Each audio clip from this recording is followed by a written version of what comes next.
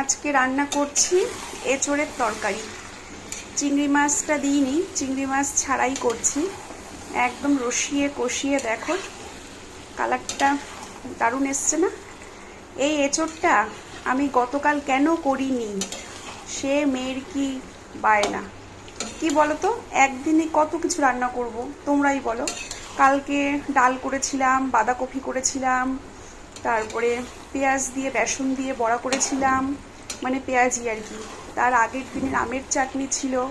তো আমি ভাবলাম এত কিছু যখন রান্না করছি, এঁচোড়টা যেমন ফ্রিজে আছে তেমনই থাক। আজকের কথা ভাবলাম যে আজকে রান্না করা যাবে। ও মা, খেতে বসে এক যুদ্ধ, কেন তুমি এঁচোড় করোনি, কেন তুমি এঁচোড় করোনি। তো যাই হোক, ফাইনালি আজকে এঁচোড়টা করলাম। আমি তো ভেবেছিলাম আজকেই করব, তো আজকে এঁচোড় হচ্ছে। আর সাথে হবে এই দেখো পাবদা মাছ। মাছটা ধুয়ে ফ্রিজে ছিল, মাছটা ফ্রিজ থেকে বের করে ধুয়ে নুন হলুদ মেখে রেখেছি। এটা সর্ষে বাটা দিয়ে রান্না করব। এঁচোড়ের তরকারি আর পাবদা মাছের ঝাল হবে আজকে।